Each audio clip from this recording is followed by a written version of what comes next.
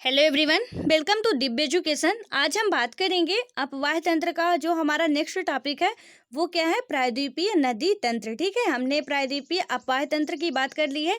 अब हम बात करेंगे प्रायद्वीपीय नदी तंत्र, मीन्स कि इसमें कौन कौन सी नदियां हैं और कहाँ कहाँ से प्रवाहित होती हैं तथा इनका जल ग्रहण क्षेत्र कितना है और इनकी सहायक नदियां जो मुख्य रूप से हैं, तो उनके बारे में डिटेल से चर्चा करेंगे। सो आप में से जो भी इस चैनल पर नए हो, चैनल को जरूर सब्सक्राइब कर ले तथा अपने दोस्तों को भी शेयर कर दे ताकि उन तक भी ये वीडियो आसानी से पहुंच जाए। और वीडियो पसंद आए तो लाइक जरूर करना। ठीक है, बात करें यदि हम तो प्रायद्वीपीय नदी तंत्र, आप हेडिंग डाल लेना प्रायद्वीपीय नदी तंत्र। ठीक है, इसमें जो हमारी पहली नदी है तो कौन सी है? प्रायद्वीपीय नदी तंत्र में बात करें तो इसमें अनेक नदी तंत्र है जिनका संक्षिप्त विवरण की बात करेंगे। ठीक है, पूरा मतलब कि ज़्यादा डिटेल पे नहीं जाएंगे, बस इसका संक्षिप्त विवरण बात करेंगे जितना कि हमारे एग्जाम के लिए इम्पॉर्टेंट है और जितना एग्जाम में आ सकता है। ठीक है, तो सबसे पहले यहाँ पे आप ये नोट कर लो कि जो हमारी प्रायद्वीपीय भारत की मुख्य नदियाँ हैं उनकी लंबाई कितनी कितनी है। कुछ प्रमुख नदियाँ हैं तो लंबाई के आधार पे आप नोट कर लो घटते क्रम में। जैसे कि पहली नदी हो गई गोदावरी, तो गोदावरी की जो लंबाई है वो कितनी है? गोदावरी की लंबाई कितनी हो जाएगी? प्रायद्वीपीय भारत की नदियां जो है उनके बारे में हम बात कर रहे हैं। ठीक है, तो इसमें कितनी हो जाएगी? 1465 किलोमीटर। फिर उसके बाद दूसरी नदी आएगी, दूसरी नदी कृष्णा नदी है जो महाबलेश्वर के समीप से निकलती है, तो इसकी लंबाई कितनी हो जाएगी? 1400 किलोमीटर। उसके बाद आप ऐसे करके लिख लेना, जैसे गोदावरी हो गया, फिर कृष्णा नदी हो गया। कृष्णा नदी में इसकी लंबाई कितनी हो जाएगी? 1400 किलोमीटर हो जाएगी। और फिर उसके बाद क्या लिखोगे कि नर्मदा नदी जो अमरकंटक पठार से निकलती है, इसकी लंबाई 1310 किलोमीटर है। उसके बाद महानदी आती है जिसकी लंबाई कितनी है? 857 किलोमीटर है। देन उसके बाद कावेरी जो 5वें नंबर की है, 800 किलोमीटर है। और उसके बाद जो ताप्ती है, 6वीं लास्ट नदी, मतलब लंबाई के आधार पे घटते क्रम पे हम बात कर रहे हैं। ठीक है, जो बैतूल जिले के मुल्ताई यानी मध्य प्रदेश से निकलती है, 6वें नंबर 730 किलोमीटर। तो सबसे लंबी नदी की बात करें प्रायद्वीपीय भारत की तो कौन सी है? गोदावरी है। और सबसे छोटी कौन सी है? तो तापी नदी है। ठीक है, हाँ, तो ये बात आपको समझ में आ गई होगी। देन उसके बाद आप इसमें पहली जो नदी है उसको डालो महानदी। ठीक है, महानदी की बात करें तो यह एक, इसमें पहला पॉइंट लिखोगे आप लोग कि यह एक अनुवर्ती नदी है जो अमरकंटक पठार के सिहोबा यानी कि छत्तीसगढ़ के निकट से निकलती है। यह नदी पूर्वी की ओर उड़ीसा से बहती हुई अपना जल पारादीप उड़ीसा के समीप बंगाल की खाड़ी में विसर्जित करती है। ठीक है, यहाँ पे आप देखोगे जो हमारी महानदी है, ठीक है, ये हमारी महानदी जो कहाँ से निकलती है? अमरकंटक, मतलब कि अमरकंटक पठार के सिहोबा छत्तीसगढ़ के निकट से निकलती है। ठीक है, यहाँ पे अपना अमरकंटक पठार है जहाँ से ये नदी निकलती है। सबसे पहले तो हम बात कर लेते हैं कि अनुवर्ती नदी क्या होती है। हालांकि हम पहले ही वीडियो में बात कर चुके थे, लेकिन आज फिर से यहाँ पे बात कर लेते हैं कि अनुवर्ती नदी आखिर होती क्या है। तो अनुवर्ती, पूर्ववर्ती, हाँ, ये सारी बातें हम बता चुके हैं। डिटेल से समझना हो तो आप इसके जो नदी अपवाह तंत्र का पहला वीडियो है आप उसे देख लोगे, आपको सारी बातें समझ में आ जाएगी। यहाँ पे हम बात करते हैं अनुवर्ती नदी, तो वे नदियाँ जो सामान्य ढाल की दिशा में बहती हैं अनुवर्ती नदियाँ कहलाती हैं। जैसे कि हमारे प्रायद्वीपीय भारत की अधिकतर नदियाँ क्या हैं? अनुवर्ती नदियाँ ही हैं। ठीक है, तो यहाँ पे क्या हो गया कि जो सामान्य ढाल की दिशा में बहती हैं, हमारा यहाँ का पूरा पठारी भाग है, तो एक मतलब सीधी रेखा में सामान्य ढाल की दिशा में बहती हैं वो नदियाँ कौन सी कहलाती हैं? तो वो नदियाँ अनुवर्ती नदियाँ कहलाती हैं। ठीक है, आपने कल भी देखा था कि यहाँ की नदियाँ जो विसर्प बनाते चल रही थी, लेकिन यहाँ की नदियाँ सीधी रेखा पे चलती हैं, विसर्प नहीं बनाती हैं। ठीक है, तो यहाँ पे आप पहला पॉइंट लिखे कि ये अमरकंटक पठार से निकलती है तथा ये एक अनुवर्ती नदी है। और ये कहाँ? अमरकंटक पठार के सिहोबा के निकट से निकलती है। ठीक है, देन उसके बाद आप लिखोगे इस नदी की लंबाई की बात करें कितनी है, तो इस नदी की लंबाई कितनी हो जाएगी? 851 किलोमीटर है तथा इसका जो जल ग्रहण क्षेत्र है वो लगभग कितना हो जाएगा? 1.42 लाख वर्ग किलोमीटर है। इसकी अपवाह द्रोणियां मध्य प्रदेश, छत्तीसगढ़ झारखंड और उड़ीसा में विस्तृत है। ठीक है, यहाँ पे द्रोणी वर्ड आया है तो आप द्रोणी का मतलब क्या होता है? वह क्षेत्र जहाँ मतलब कि जहाँ से एक नदी तंत्र या उसकी सहायक नदियों द्वारा जल प्रवाहित होता है उसे नदी द्रोणी कहते हैं। ठीक है, तो द्रोणी का मतलब क्या हो जाएगा कि जैसे कि वह क्षेत्र जहाँ से एक नदी तंत्र या उसकी सहायक नदियों द्वारा जल प्रवाहित होता है तो उसे हम नदी द्रोणी कहते हैं। जैसे कि हाँ, यहाँ पे महानदी हो गई तो यहाँ से ये जल भी आ रहा है, यहाँ से तो यहाँ से जल भी आ रहा है। ठीक है, सारी नदियों का जल आके यहाँ महानदी मिल रहा है तो ये सारी क्या हो गई? महानदी द्रोणियाँ हो गई। जैसे यहाँ मध्य प्रदेश में भी है, छत्तीसगढ़ में भी है एक, और तो इसमें क्या कौन कौन से हो जाएगा? यदि द्रोणी की बात करें तो इसमें हो जाएगा कि मध्य प्रदेश, छत्तीसगढ़, झारखंड और उड़ीसा में विस्तृत है। ठीक है, देन उसके बाद नेक्स्ट पॉइंट की बात करें तो इस नदी की अपवाह द्रोणी का 53% यानी कि 53% भाग मध्य प्रदेश व छत्तीसगढ़ एवं 47% भाग उड़ीसा राज्य में विस्तृत है। इसके निचले मार्ग का मतलब निचले मार्ग में नौ संचालन भी होता है। ठीक है, यहाँ पे बात करें इसके नेक्स्ट पॉइंट की तो शिवनाथ मतलब शिवनाथ, हंसदेव, मांड तथा इब इसके दाईं ओर से, जबकि जोग, लौंग एवं तेल इसके दाईं ओर से मिलने वाली सहायक नदियां हैं। ठीक है, तो जो शिवनाथ हो गई, कौन कौन सी हो गई? शिवनाथ, हंसदेव, मांड तथा इबाका, मतलब कि इब इसके बाईं ओर से, जो बाईं ओर से इसके मिलने वाली नदियां हैं वो कौन कौन सी हो गई? यही शिवनाथ, हंसदेव, मांड तथा इब हो गई। और जो दाईं ओर से मिलती हैं वो कौन कौन सी हो गई? जोग, लोंग और तेल हो गई। ठीक है, देन उसके बाद बात करो, यहाँ पे बहुत इंपॉर्टेंट बात जो दी गई है, सबसे बड़ी बात हीराकुंड बांध। ठीक है, इसमें पूछा जाता है, हमने बांध चैप्टर कंप्लीट कर लिया है तो आप उसको जाके देख लेना। यहाँ पे क्या पूछा जाता है कि विश्व का सबसे बड़ा बांध या सबसे लंबा बांध। ठीक है, ऊंचा नहीं, यदि ऊंचा वर्ड आता है तो फिर आप हीराकुंड नहीं लगा सकते हो। यहाँ पे क्या सबसे लंबा या सबसे बड़ा बांध? विश्व का हीराकुंड बांध इसी नदी पर बनाया गया है। यह नदी वृक्षाकार अपवाह प्रतिरूप का निर्माण करती है। ठीक है, तो ये नदी क्या है? वृक्षाकार जो अपवाह प्रतिरूप का निर्माण करती है। देन उसके बाद आप नेक्स्ट नदी डालोगे, ज़्यादा हम इसमें बस इतनी ही बातें पढ़ेंगे क्योंकि इतनी बातें ज़्यादा इंपॉर्टेंट है। इसके अलावा ज़्यादा क्वेश्चन इससे मतलब कि ज़्यादा क्या बोले, क्वेश्चन बस ऐसे ही आते हैं कि उद्गम क्षेत्र कहाँ पे है, इनका कौन कौन से राज्य में द्रोणियाँ प्रवाहित होती हैं, तो इनसे रिलेटेड हम क्वेश्चन पढ़ेंगे। ठीक है, मतलब मीन्स की सॉल्व करेंगे ये जो टॉपिक है। यहाँ पे आप नेक्स्ट डालोगे गोदावरी नदी, गोदावरी रिवर। ठीक है, तो ये पहला इसमें पॉइंट क्या होगा कि यह कहाँ से उद्गमित होती है? तो पहले तो आप ये जान लो कि यह प्रायद्वीपीय भारत का सबसे बड़ा नदी मतलब नदी क्षेत्र है। गोदावरी को दक्षिणी गंगा या वृद्ध गंगा या बूढ़ी गंगा के नाम से भी जाना जाता है। जो हमारी गोदावरी नदी है ये यहाँ से नासिक महाराष्ट्र से, ठीक है, ये यहाँ तक पूरा मतलब प्रायद्वीपीय भारत की कहें तो इसे गंगा कहा जाता है, दक्षिण भारत की। इसे वृद्ध गंगा भी कहा जाता है। आपको पता है कि प्रायद्वीपीय भारत की अधिकतर नदियाँ वृद्धावस्था में है तो इनको क्या कहा जाता है? वृद्ध गंगा या बूढ़ी गंगा के नाम से भी जाना जाता है। ठीक है, यह महाराष्ट्र के नासिक जिले महाराष्ट्र के नासिक जिले में त्र्यंबकेश्वर से निकलती है और दक्षिण मध्य भारत को पार कर दक्षिण पूर्व की ओर बहती हुई बंगाल की खाड़ी में अपना जल विसर्जित करती है।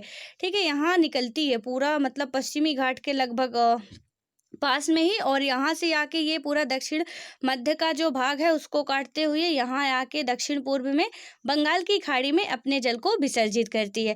देन उसके बाद नेक्स्ट पॉइंट की बात करें तो इसकी जो द्रोणी महाराष्ट्र में इसका जो द्रोणी है मेनली महाराष्ट्र में कितना है?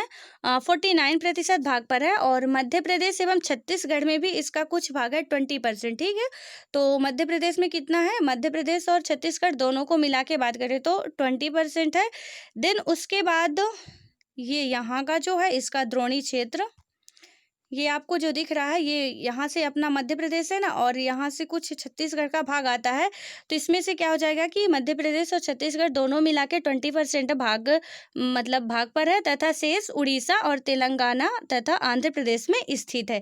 ठीक है, जो शेष भाग है इसका कुछ उड़ीसा में है और तेलंगाना तथा आंध्र प्रदेश में, यहाँ पे ये आपको सारी दिख रही हैं, तो कुछ आंध्र प्रदेश में स्थित है। देन उसके बाद बात करें तो इसकी प्रमुख जो सहायक नदियों में से कौन कौन सी है।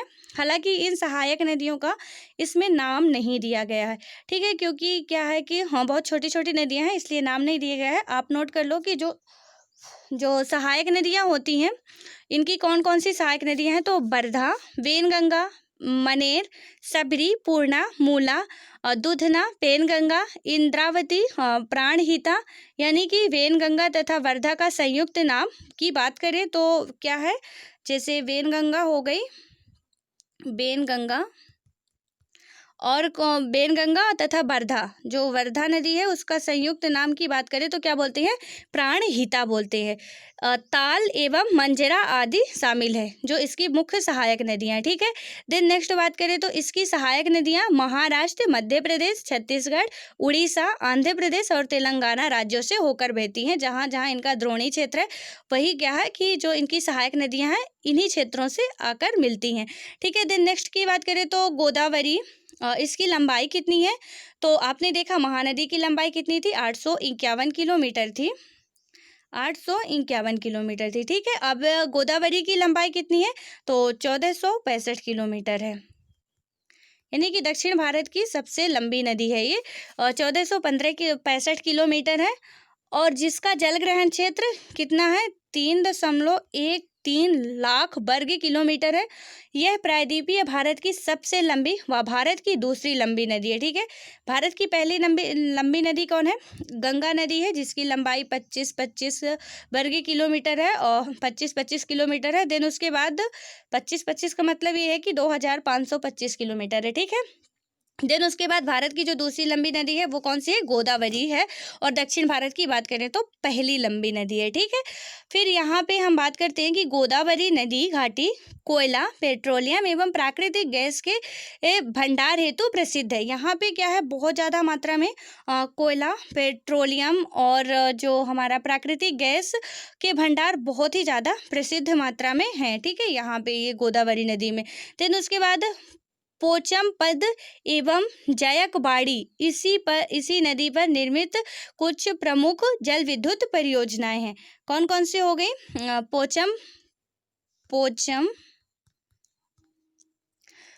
पोचमपद और जयकबाड़ी। ठीक है, ये कुछ प्रमुख जल विद्युत परियोजनाएं हैं। फिर इसके आगे देखते हैं कि इसके तट पर अनेक तीर्थ स्थल, जैसे कि यहाँ पे बहुत ज़्यादा तीर्थ स्थल भी हैं। आप लोगों में से कई लोग गए भी होंगे, हाँ कुछ ने तो नाम बस सुना होगा।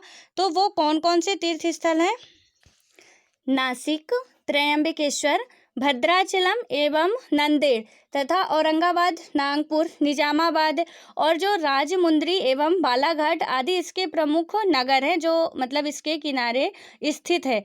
तो इनमें से जो तीर्थ स्थल है वो कौन कौन से हो गए, नासिक हो गया आपका, त्र्यंबकेश्वर हो गया, भद्राचलम हो गया एवं नांदेड़ हो गया। ठीक है, और इसके जो किनारे शहर बसे हुए हैं, नगर हैं, वो कौन से, औरंगाबाद हो गया, नागपुर हो गया, निजामाबाद हो गया और राजमुंद्री एवं बालाघाट। ठीक है, तो ये इसके प्रमुख किनारे बसे हुए नगर है। उसके बाद एक महत्वपूर्ण जो बिंदु है इसमें कि गोदावरी नदी पर राजमुंद्री एवं कोसबुर को जोड़ने वाला एशिया का सबसे बड़ा रेल सह सड़क मार्ग निर्मित किया गया है, जो अभियांत्रिकी का एक उत्कृष्ट उदाहरण है। इसको नोट डाल के आप लिख लो, जितने का भी 400 500 1000 का डालना चाहो डाल के लिख लो। क्या लिखोगे कि गोदावरी नदी पर राजमुंद्री एवं कोसबुर को जोड़ने वाला एशिया की सबसे बड़ा रेल सह सड़क मार्ग निर्मित किया गया है, जो अभियांत्रिकी का एक उत्कृष्ट उदाहरण है। ठीक है, फिर उसके बाद इसमें नेक्स्ट पॉइंट की बात करें तो यह पोलावरम के दक्षिण में, जहां इसके मार्ग के निचले भागों में भारी बाढ़ें आती हैं, इसके सुदृढ़ जलप्रपात का निर्माण होता है। यहाँ पे पोलावरम में कुछ बाढ़ भी आती हैं। देन उसके बाद की राजमुंद्री के बाद यह नदी कई धाराओं में विभक्त होकर एक बृहद डेल्टा का निर्माण करती है। इसके डेल्टाई भाग में ही नौ संचालन संभव है। ये राजमुंद्री से वो मतलब कि विभाजित होकर बहुत सारे धाराओं में बढ़ जाती है और डेल्टा का निर्माण करती है। ठीक है, तो इसके डेल्टाई भाग में ही नौ संचालन संभव है। यहाँ से ये जो गोदावरी नदी है यहाँ पे डेल्टा का निर्माण करती है। ठीक है, तो इसी में नौ संचालन संभव है। देन उसके बाद आप बात करोगे कृष्णा रिवर की, तो कृष्णा नदी में आप डालो कृष्णा नदी। ठीक है, कृष्णा नदी में क्या डालोगे कि यह प्रायद्वीपीय भारत की दूसरी सबसे बड़ी नदी है। यहाँ पे आप क्वेश्चन काफ़ी कंफ्यूज करने वाला पूछा जाता है, किसी भी आपकी स्टेट लेवल का हो या वनडे लेवल का। यहाँ पे क्या पूछा जाता है कि दक्षिण भारत की गंगा किसे कहा जाता है। कभी कभी गोदावरी ऑप्शन ना देके आपको कावेरी दे दिया जाता है। ठीक है, मतलब कि जैसे महानदी हो गया, नर्मदा हो गया, 3 ऑप्शन दे दिए, तापी हो गया और एक कृष्णा हो गया। ठीक है, तो यहाँ पे आपको याद रखनी है, सॉरी कृष्णा नदी है, वो कावेरी नदी है, कृष्णा नहीं है। तो यहाँ पे यदि हम बात करें, पहले तो कृष्णा नदी के बारे में बात कर लेते हैं कि यह प्रायद्वीपीय भारत की दूसरी सबसे बड़ी नदी है, जिसकी द्रोणी महाराष्ट्र, कर्नाटक एवं आंध्र प्रदेश में है। जो हमारी कृष्णा नदी है तो इसकी जो द्रोणियाँ हैं वो कहाँ पे है, कर्नाटक में है, महाराष्ट्र में है तथा आंध्र प्रदेश में है। ठीक है, ये नदी भी डेल्टा बनाती है। देन उसके बाद कि इसका उद्गम क्षेत्र कहाँ से है, तो कृष्णा नदी महाराष्ट्र के पश्चिमी घाट में महाबलेश्वर के निकट से निकलकर बंगाल की खाड़ी में गिरती है। ठीक है, फिर कहाँ पे है इसका जो है, इसका था त्र्यंबकेश्वर, गोदावरी का इसका था महाबलेश्वर के निकट में था। देन उसके बाद यह नदी दक्षिण पूर्वी दिशा में लगभग 1400 किलोमीटर की लंबाई में बहती है। दक्षिण पूर्वी दिशा यानी कि इधर। ठीक है, ये दक्षिण पूर्व का इलाका हमारा, ये दक्षिण पूर्व है, तो दक्षिण पूर्वी की ओर 1400 किलोमीटर लंबाई पर बहती है। इसका जो अपवाह क्षेत्र है 2.59 लाख वर्ग किलोमीटर है, क्षेत्र में फैला हुआ है। जिसका विस्तार की बात करें तो कहाँ कहाँ पे है, तो महाराष्ट्र में है 27%, कर्नाटक में है 44% तथा तेलंगाना एवं आंध्र प्रदेश में है 29%। ठीक है, महाराष्ट्र में कितना है इसका 27%, कर्नाटक में 44%, यहाँ पे कर्नाटक में 44% है। तेलंगाना और आंध्र प्रदेश को बात करें तो यहाँ पे इसका कुछ भाग आता है जो तेलंगाना और आंध्र प्रदेश में 29% है। ठीक है, कोयना, तुंगभद्रा, भीमा, मूसी, डिंडी और घाट प्रवाह, माल प्रवाह, पंचगंगा एवं दूधगंगा इसकी जो है प्रमुख सहायक नदियां हैं। ठीक है, जल विद्युत परियोजना की दृष्टि से कृष्णा नदी महत्वपूर्ण है। इस नदी पर श्रीशैलम, नागार्जुन यानी कि आंध्र प्रदेश, नागार्जुन जो है वो आंध्र प्रदेश एवं अलमाटी बांध कर्नाटक निर्मित किए गए हैं। ठीक है, ये जल विद्युत परियोजना के लिए काफ़ी फेमस है। यहाँ पे 2-3 बांध बनाए गए हैं जो निर्मित किए गए। वो कौन कौन से थे, पहला तो था श्रीशैलम, दूसरा था नागार्जुन, कहाँ पे था, आंध्र प्रदेश में था, और तीसरा अलमाटी बांध जो है वो कर्नाटक में निर्मित है। ठीक है, देन उसके बाद बात करो, आप एक और नोट डालना चाहो तो डाल लो, डालना चाहो या नहीं लेकिन उसमें डालना ही पड़ेगा। कृष्णा नदी जल विवाद आंध्र प्रदेश, कर्नाटक और महाराष्ट्र के मध्य 1957 से ही चला आ रहा है। ठीक है, ये 1000 की नोट डाल लो आप। यहाँ पे डालोगे कि कृष्णा नदी जल विवाद आंध्र प्रदेश, कर्नाटक और महाराष्ट्र के मध्य 1957 से ही लगातार चलता आ रहा है और अभी तक इस विवाद का निपटारा नहीं हुआ है। ठीक है, देन उसके बाद बात करें कावेरी नदी की, तो कावेरी नदी में क्या लिखोगे आप, सबसे पहले तो ये लिखो कि यह नदी कर्नाटक के कोडगू जिले में ब्रह्मगिरी पहाड़ियों से यानी कि 1341 किलोमीटर से निकलती है। इसकी लंबाई 800 किलोमीटर है तथा यह 81,155 वर्ग किलोमीटर क्षेत्रफल पर अपवाहित होती है। जो हमारी कौन सी नेक्स्ट नदी है, कावेरी नदी। तो कावेरी नदी कहाँ से निकलती है, कावेरी नदी हमारी ये यहाँ पे, ठीक है, यहाँ से। तो क्या हो गया कि कावेरी नदी कर्नाटक के कोडगू जिले में ब्रह्मगिरी पहाड़ियों से निकलती है। हालांकि यहाँ पे आपको बहुत सारी पहाड़ियाँ देखने को मिलेगी, ये पूरा पहाड़ी इलाका ही है। तो ये कहाँ से निकलती है, ब्रह्मगिरी पहाड़ियों से निकलती है। ठीक है, तो उसके बाद बात करोगे कि पहाड़ी के नीचे उतरने के पश्चात जो कावेरी नदी है वो दक्कन पठार में यहाँ पे आपको पता कि दक्कन का पठार है, ठीक है। उत्तरी दक्कन और पूर्वी दक्कन और उत्तरी दक्कन और दक्षिणी दक्कन है, ठीक है। तो ये दक्कन के पठार में प्रवाहित होती है, जहाँ यह शिव समुद्रम एवं श्रीरंगपट्टनम द्वीपों का निर्माण करती है। यहाँ पर कर्नाटक में आप टीपू सुल्तान का नाम भी सुने होंगे, जिनके मध्य श्रीरंगपट्टनम, अंग्रेजों के और टीपू सुल्तान के मध्य कई सारी श्रीरंगपट्टनम में संधि हुई थी, उनकी मृत्यु भी वहीं हुई थी।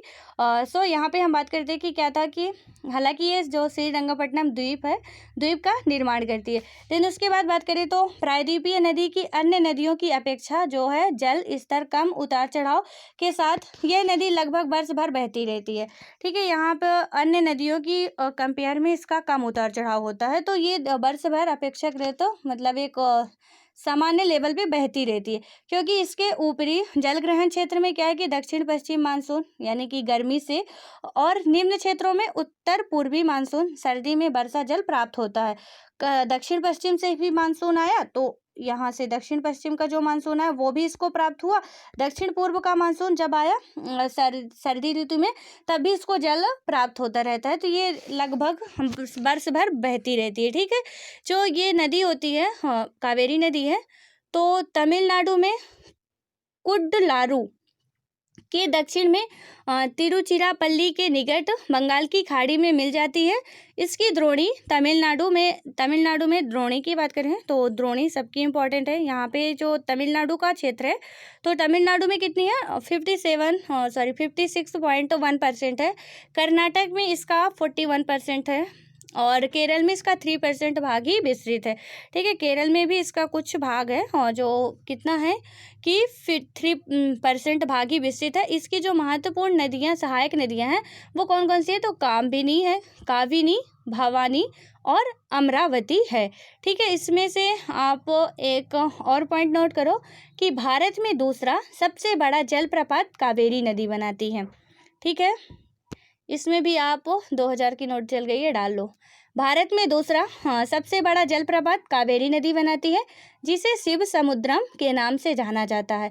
इस जलप्रपात द्वारा उत्पादित विद्युत मैसूर, बेंगलुरु एवं कोलार स्वर्ण क्षेत्र को प्रदान की जाती है। ये क्वेश्चन काफ़ी बार पूछा जाता है, तो ये काफ़ी इंपॉर्टेंट है, इसको आप लिख लो। भारत में दूसरा सबसे बड़ा जलप्रपात कावेरी नदी बनाती है, ठीक है। वो कौन सा है, शिव समुद्रम के नाम से जाना जाता है। देन उसके बाद बात करोगे कि मैसूर से 20 किलोमीटर की दूरी पर एक बांध बनाकर कृष्णराज सागर जलाशय का निर्माण किया गया है। 20 किलोमीटर की दूरी पर ये मेट्टूर जो बांध है, तो उसमें बांध बनाकर एक कृष्णराज सागर जलाशय का निर्माण किया गया, ठीक है। आपको पता है ना कि जब बांध बनाते हैं तो कृत्रिम झील का निर्माण तो बिल्कुल कंपलसरी है, होना ही है। तो क्या होता है, कृष्णराज सागर का निर्माण किया गया है। कावेरी नदी श्रीरंगपट्टनम तथा शिव समुद्रम द्वीपों से होती हुई गार्जों, जलप्रपातों एवं हेयरपिन के समान अनेक मोड़ लेती हुई आगे बढ़ती है। हेयरपिन का मतलब कैसे, ऐसे घूमते हुए, ठीक है, अनेक मोड़ लेते हुए क्या है, आगे बढ़ती है। बंगाल की खाड़ी में गिरने से पूर्व यह तमिलनाडु के तंजावुर जिले के समीप एक समकोणिक डेल्टा बनाती है, ठीक है। समकोण की तरह ये क्या बनाती है, एक डेल्टा बनाती है, मीन्स ऐसे, ठीक है। हाँ, यहाँ पे आप ऐसे ये समकोणिक डेल्टा बनाती है, निर्माण करती है। उपरोक्त जो बड़ी नदियों के अतिरिक्त कुछ छोटी नदियां हैं जो पूर्व की ओर बहती हैं, जैसे कि दामोदर, ब्राह्मणी, बैतरणी एवं स्वर्णरेखा इसके कुछ महत्वपूर्ण उदाहरण हैं, ठीक है। नेक्स्ट की बात करें जो अमरावती नदी है, तो अमरावती नदी की बात करें तो यह कावेरी की सहायक नदी है। जो हमारी अमरावती नदी है वो क्या है, कावेरी की, अभी आपने पढ़ा, कावेरी की सहायक नदी है। और जो इसका उद्गम क्षेत्र है वो कहाँ पे है, तमिलनाडु केरल की सीमा पर होता है, ठीक है। देन उसके बाद बात करें नर्मदा नदी और ताप्ती नदी। क्वेश्चन की दृष्टि से या एग्जाम की दृष्टि से बहुत महत्वपूर्ण ये नदियाँ हैं। तो नर्मदा नदी की बात करें तो यह नदी छत्तीसगढ़ में स्थित मैकाल पर्वत के समीप अमरकंटक के पठार से निकलती है। यहाँ पे आपने देखा था कि महानदी, सोन नदी, नर्मदा नदी, ये सारी नदियाँ अमरकंटक के पठार से निकलती हैं और अलग अलग क्षेत्रों में सोन इधर चली जाती है, नर्मदा इधर चल जाती है, महानदी इधर आ जाती है, ठीक है। तो कहाँ से निकलती है, महाकाल पर्वत के समीप अमरकंटक के पठार से निकलती है और दक्षिण में सतपुड़ा और उत्तर में विंध्याचल श्रेणियों के मध्य भ्रंश घाटी में बहती हुई यह नदी संगमरमर की चट्टानों में सुंदर महाखड्ड एवं जबलपुर के निकट धुआंधार जलप्रपात बनाती है। इसमें पूछा जाता क्वेश्चन आपसे कि धुआंधार जलप्रपात कौन सी नदी बनाती है, तो ये जबलपुर के निकट स्थान भी पूछ लिया जाता है कि कहाँ पे बनाती है, तो जबलपुर के निकट होगा, मतलब जबलपुर होगा। और यहाँ पे क्या है कि धुआंधार जलप्रपात जो है वो नर्मदा नदी बनाती है। इसके उत्तर में कौन सा है, विंध्याचल पर्वत है, और इसके दक्षिण में कौन सा है, तो सतपुड़ा पर्वत है। ठीक है, देन उसके बाद बात करें तो नर्मदा नदी अपने मुहाने पर डेल्टा का निर्माण नहीं करती है। मोस्ट इम्पॉर्टेंट क्वेश्चन ये कि कौन सी नदी अपने मुहाने पर डेल्टा का निर्माण नहीं करती है, तो आपको बताना पड़ेगा कि नर्मदा नदी या ताप्ती नदी अपने डेल्टा पर मुहाने का निर्माण, मतलब मुहाने पर डेल्टा का निर्माण नहीं करती है। ठीक है, नर्मदा नदी अपने डेल्टा पर निर्माण, मतलब कि मुहाने पर डेल्टा का निर्माण नहीं करती है। इसका प्रमुख कारण क्या है कि यह एक भ्रंश घाटी से होकर प्रवाहित होती है, इसलिए इसमें अवसाद का अभाव रहता है, इसलिए यह डेल्टा का निर्माण नहीं करती है। फिर उसके बाद बात करें तो जो नर्मदा नदी की लंबाई कितनी है, तो वो कितने 1312 किलोमीटर की दूरी तक प्रवाहित होने के बाद भड़ौच के निकट में कॉम्बे यानी कि खंभात की खाड़ी अरब सागर में जा मिलती है तथा 27 किलोमीटर लंबा ज्वारनदमुख मीन्स की एस्चुरी का निर्माण करती है। अरब सागर में गिरने वाली यह प्रायद्वीपीय भारत की सबसे लंबी नदी है। ठीक है, तो तापी नदी तो यहाँ से है, लेकिन ये प्रायद्वीपीय भारत की सबसे लंबी नदी है जो कि अरब सागर में अपना जल गिराती है। ठीक है, तो ये बात रही। दिन उसके बाद इसके बारे में और 2-3 पॉइंट जान लेते हैं कि सरदार सरोवर जो परियोजना है इसी नदी पर बनाया गया है। नर्मदा द्रोणी मध्य प्रदेश, गुजरात एवं महाराष्ट्र के कुछ भागों में विस्तृत है। ठीक है, जो इसकी द्रोणियां हैं तो कहाँ कहाँ पे है, मध्य प्रदेश में है, गुजरात में है, और गुजरात महाराष्ट्र के कुछ भागों में विस्तृत है। तो मध्य प्रदेश हो गया, मध्य प्रदेश में तो हालांकि बहुत ज़्यादा है, फिर गुजरात हो गया, यहाँ पे गुजरात हो गया, और महाराष्ट्र में भी कुछ है। ठीक है, इसमें बात करें तो नर्मदा की सभी सहायक नदियाँ बहुत छोटी छोटी हैं, जिनमें से अधिकांश समकोण पर मुख्य धारा से मिलती हैं। ठीक है, फिर आप बात करोगे ताप्ती नदी, तो ताप्ती नदी के बारे में हम बात करें तो तापी का जो उद्गम है वो कहाँ से हुआ है, वो भी मध्य प्रदेश के बैतूल जिले में सतपुड़ा की श्रृंखलाओं में स्थित मुल्ताई से होता है। ठीक है, यहाँ पे जो सतपुड़ा पर्वत है तो सतपुड़ा के स्थित, मतलब बैतूल जिले में, मध्य प्रदेश का यहाँ पे बैतूल जिला है, तो क्या होता है कि बैतूल जिले में सतपुड़ा की श्रृंखलाओं में स्थित मुल्ताई से होता है। यह नदी अरब सागर में ज्वारनदमुख, मतलब कि ज्वारनदमुख का निर्माण करती है, क्या है, एस्चुरी बनाती है। ठीक है, ज्वारनद का मतलब क्या होता है, एस्चुरी होता है, एस्चुरी का निर्माण करती है।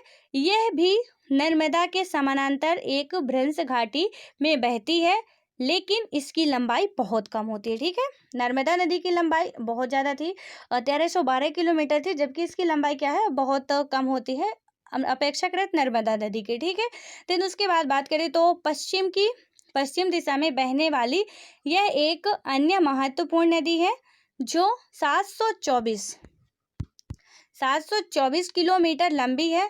यह नदी लगभग 65,145 वर्ग किलोमीटर क्षेत्र में अपवाहित होती है। ठीक है, इसमें से बात करें तो क्या है कि जो इसका आबाद क्षेत्र है वो कहाँ पे है, तो इसके आबाद क्षेत्र का जो 79% भाग है वो कहाँ पे, महाराष्ट्र में है। ठीक है, निकलती तो अमरकंटक से है, यहाँ पे सतपुड़ा पर्वत की पहाड़ियों से निकलती है, लेकिन जो इसका आबाद क्षेत्र है यहाँ पे ये महाराष्ट्र वाला रीजन है, तो सबसे ज़्यादा इसका जो अपवाद क्षेत्र है वो महाराष्ट्र में है। कितना है, 79% है, और महाराष्ट्र में बात करें तो 15% है, और इसका जो मध्य प्रदेश में वो सबसे कम है, कितना है, 6% भाग ही है, और शेष भाग गुजरात में पड़ता है। ठीक है, इसमें आप नेक्स्ट नदी डालो, लूनी नदी। कौन सी नदी डालोगे आप, लूनी रिवर, जो इकलौती हमारे राजस्थान की नदी है। ठीक है, लूनी रिवर। इसमें से बात करें तो लिखो आप, इसमें पॉइंट डालो पहला कि लूनी नदी तंत्र राजस्थान का सबसे बड़ा नदी तंत्र है। यह नदी पुष्कर झील से 2 धाराओं सरस्वती और साबरमती के रूप में उत्पन्न होती है। जो गोविंदगढ़ के निकट आपस में मिल जाती है और यहाँ से यह नदी अजमेर के दक्षिण पश्चिम में अरावली श्रेणियों अरावली पहाड़ियों से निकलती है। ठीक है, यहाँ पे 1 मिनट, यहाँ पे क्या है, अरावली की पहाड़ियाँ हैं। ठीक है, यह नदी कहाँ से निकलती है, लूनी नदी जो है वो अरावली की पहाड़ियों से ही निकलती है। और ये क्या करती है कि राजस्थान की सबसे बड़ी नदी तंत्र है, पहला पॉइंट। दूसरा पॉइंट कि यह नदी पुष्कर झील के दो धाराओं, सरस्वती नदी जो कि अब विलुप्त हो चुकी है और साबरमती के रूप में उत्पन्न होती है, जो गोविंदगढ़ के निकट आपस में मिल जाती हैं। ठीक है, यहाँ से यह नदी अजमेर, राजस्थान का एक स्थान है अजमेर में दक्षिण पश्चिम में अरावली पहाड़ियों से निकलती है। ठीक है, यहाँ से दक्षिण पश्चिम पहाड़ियों के जो अरावली पहाड़ियाँ हैं वहाँ से निकलती है। देन उसके बाद बात करें तो तलवाड़ा, ये क्वेश्चन काफ़ी पूछा जाता है कि राजस्थान में प्रवाहित होने वाली नदी कौन सी है, तो बिल्कुल आंख मूंद के आपको लगा देना लूनी नदी, क्योंकि उसमें और कोई ज़्यादा नदियाँ नहीं हैं। तो उसमें से सिर्फ आपको कौन सी नदी लगाना है, लूनी नदी। आपको पता है कि राजस्थान हमारा कैसा इलाका है, एक रेगिस्तानी इलाका है। ठीक है, तो ना तो वहाँ ज़्यादा बारिश होती है और ना ही वहाँ ज़्यादा नदियाँ हैं। ये नदियाँ होंगी भी, अब सरस्वती नदी ही है, वो विलुप्त हो चुकी है। तो यहाँ पे राजस्थान की नदी की बात करें तो वो एक ही है, लूनी नदी है। ठीक है, और इसमें बात करें यदि नेक्स्ट पॉइंट की, तो इसका जो तलवाड़ा तक यह पश्चिम दिशा में बहती है। क्या करती है कि तलवाड़ा तक यह पश्चिम दिशा में बहती है, यहाँ से निकली और यहाँ तक पश्चिम दिशा में बही। फिर तत्पश्चात दक्षिण पश्चिम दिशा में बहती हुई कक्ष के रण मतलब कि दलदली क्षेत्र में विलुप्त हो जाती है। ये संपूर्ण नदी तंत्र अल्पकालिक है, इसे लवणकारी नदी के नाम से भी जानते हैं। यहाँ तक आती है और यहाँ से ऐसे मुड़ के यहाँ कच्छ के रण में विलुप्त हो जाती है। ठीक है, दलदली क्षेत्र जो कच्छ वाला है वहाँ पे वो विलुप्त हो जाती है और ये अल्पकालिक नदी है, ये भी याद रखना, क्योंकि यहाँ से निकली और यहाँ विलुप्त हो गई, ना तो अपना जल अरब सागर में गिरा और ना ही बंगाल की खाड़ी में, ये तो यहीं तक रह गई। ठीक है, इसे लवणकारी नदी के नाम से भी जाना जाता है। यहाँ का जो क्षेत्र काफ़ी लवणीय है, इसे लवणकारी नदी के नाम से भी जाना जाता है। ठीक है, इसमें से कुछ अंतःस्थलीय अपवहन का उदाहरण की बात करें तो कौन कौन सी है, जैसे घग्घर हो गई, लूनी हो गई, रूपेन हो गई, सरस्वती व बनास नदियाँ, जो क्या है कि अंतःस्थलीय अपवहन का उदाहरण है। ठीक है, इनमें से आप अंतःस्थलीय जो प्रवाह नदियाँ हैं वो क्या होती हैं, तो ऐसी नदियाँ जो मतलब कि जो समुद्री मुहाने तक नहीं पहुंच पाती हैं तथा स्थानीय क्षेत्र में ही विलुप्त हो जाती हैं, तो ये अंतःस्थलीय अववाह का निर्माण करती हैं। ठीक है, तो यहाँ तो आपको लूनी नदी की बात की गई है, लेकिन कुछ और जैसे घग्घर हो गई, रूपेन, सरस्वती और बनास जो नदियाँ हैं वो क्या है, अंतःस्थलीय नदियाँ हैं। और अंतःस्थलीय क्या है कि ऐसी नदियाँ जो समुद्री मुहाने तक नहीं पहुँच पाती हैं, मतलब यहीं कहीं स्थलीय क्षेत्र में विलुप्त हो जाती हैं, तो उनको हम अंतःस्थलीय प्रवाह नदियाँ कहते हैं। ठीक है, इसमें बात करें जो नेक्स्ट नदी है हमारी, दो तीन और छोटी छोटी नदियाँ हैं, इनमें ज़्यादा कुछ नहीं लिखना है, तो आप जल्दी से इनको भी कवर कर लो कि जो काली नदी है। ठीक है, काली नदी, तो इसका जो काली नदी की बात करें तो पश्चिमी घाट, तो काली नदी हालांकि यहाँ पे नहीं दिखाई गई है, तो ये बहुत छोटी छोटी नदियाँ हैं, तो इनमें से आप नोट करो कि काली नदी पश्चिमी घाट यानी कि पर्वतीय क्षेत्र में स्थित उत्तरी कन्नड़ जिले कर्नाटक के डिग्गी गांव से उद्गमित होकर चाप के आकार में पश्चिम की ओर प्रवाहित होकर अरब सागर में मिल जाती है। ठीक है, कर्नाटक से यहाँ कहीं से निकलती है और यहाँ अरब सागर में आके मिल जाती है। इसमें क्या है कि इस नदी में मैग्नीज अयस्क के घुले होने के कारण यह प्रदूषित है। जो ये काली नदी है वो मैग्नीज अयस्क इसमें बहुत ज़्यादा मात्रा में घुला हुआ है, जिस कारण से ये नदी काफ़ी ज़्यादा प्रदूषित है। तो उसके बाद बात करें तो एक हगरी यानी कि वेदावती नदी है, तो इसमें से क्या हो जाएगा कि तुंगभद्रा की सहायक नदी हगरी नदी, तुंगभद्रा जो हमारी नदी है उसकी सहायक नदी, ये तुंगभद्रा है, इसकी सहायक नदी कौन सी है, तो वो कौन सी, हगरी नदी पश्चिमी घाट से निकलकर कर्नाटक और आंध्र प्रदेश में प्रवाहित होते हुए तुंगभद्रा नदी में मिल जाती है।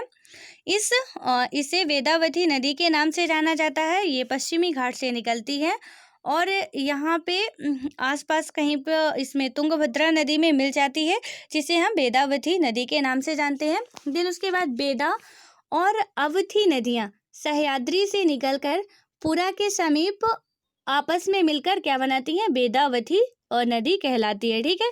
देन उसके बाद आप बात करो माही नदी। माही नदी में एक और क्वेश्चन बनता है कि जो हमारी कर्क रेखा है तो वो माही नदी को बीचों बीच से होकर निकलती है, ठीक है। ये यहाँ से कर्क रेखा जाती है और यहाँ पे आपको माही नदी देखने को मिलेगी, तो जो कर्क रेखा के बीचों बीच से होकर निकलती है। तो माही नदी के उद्गम क्षेत्र की बात करें, अभी आपको समझ में आएगा। माही नदी मध्य प्रदेश से उद्गमित होकर खांडू के निकट राजस्थान के बांसवाड़ा जिले में प्रवेश करती है। यह नदी नरवाली तक बहने के पश्चात दक्षिण पश्चिम दिशा में की ओर गुजरात से प्रवाहित होती हुई खंभात की खाड़ी में गिरती है, ठीक है। तो आपने पढ़ा था बे ऑफ बंगाल और बे ऑफ गल्फ जो पढ़ा था, यहाँ पे खंभात की खाड़ी है तो ये यहाँ तक जाती है, ठीक है। मध्य प्रदेश से निकलती है और मध्य प्रदेश से उद्गमित होकर खांडू के निकट राजस्थान के बांसवाड़ा जिले से जाती है। फिर यहाँ से क्या करती है, ये अपना मार्ग यहाँ से बदल के यहाँ खंभात की खाड़ी में आके गिर जाती है यहाँ पे, ठीक है। तो खंभात की खाड़ी में आके अपना जल गिराती है। यहाँ पे खंभात की खाड़ी है तो यहाँ पे अपना जल विसर्जित करती है, ठीक है। तो इसमें से क्या हो जाएगा, हाँ, कि जब यहाँ से ऐसे जाएगी ये नदी तो ये कर्क रेखा जो दिख रही होगी आपको, हाँ, ऐसे डॉट डॉट करके है, ये पूरा नदी के बीचों बीच से होकर निकलती, ठीक है। तो ये क्वेश्चन भी बन सकता है कि ऐसी कौन सी नदी है जिसके बीचों बीच से होकर कर्क रेखा जाती है। तो आपको सिर्फ एक माही नदी ही देखने को मिलेगी जिसके बीचों बीच से कर्क रेखा होकर गुजरती है, ठीक है। तो ये क्वेश्चन भी याद रखना आप। देन उसके बाद बात करें तो मीठी नदी की। मीठी नदी, आप नेक्स्ट जो रिवर है लास्ट है, मीठी नदी डालो। ये क्या है कि मुंबई में स्थित बिहार झील के अधिप्रवाह से मीठी नदी उद्गमित होती है। 2 किलोमीटर के प्रवाह के पश्चात इसमें पोवई झील का पानी जो है, झील का पानी भी अधिप्रवाह के कारण मिल जाता है तथा यह 18 किलोमीटर की दूरी तय करती है और माहिम खाड़ी के समीप अरब सागर में जाके मिल जाती है, ठीक है। ये कहाँ पे मिल जाती है, ये भी अरब सागर में जाके मिल जाती है। आपको यहाँ पे क्या देखने को मिलेगा, कच्ची की खाड़ी है, यहाँ खंभात की खाड़ी है और यहाँ पे बंगाल की खाड़ी है, ठीक है। तो माही नदी कहाँ पे आती है, यहाँ पे आती है, मतलब पहले यहाँ राजस्थान का जाती है, फिर यहाँ से रिटर्न होके दक्षिण पश्चिम क्षेत्र में यहाँ पे आके खंभात की खाड़ी से मिलके यहाँ अरब सागर में अपना जल मतलब खंभात की खाड़ी में ही अपना जल गिरा देती है, ठीक है। सो फ्रेंड्स, आई थिंक ये सारी बातें आपको बिल्कुल डिटेल से और अच्छे से समझ में आ गई होंगी और आई होप कि आप जब भी एग्जाम देने जाओगे, यदि एक बार आप अच्छे से इसका नोट्स बनाए हो और रिवीजन कर लेते हो तो आपके कोई भी क्वेश्चन नहीं छूटेंगे। सो हम अब बात करेंगे कल जो अरब सागर में बहने वाली नदियां हैं, कुछ छोटी छोटी नदियां हैं, मतलब कि पश्चिम की ओर बहने वाली नदी, ठीक है। यहाँ पश्चिम की ओर जो बहने वाली नदी है उनके बारे में बात करेंगे। देन बात करेंगे फिर पूर्वी की ओर बहने वाली नदियां हैं उनके बारे में।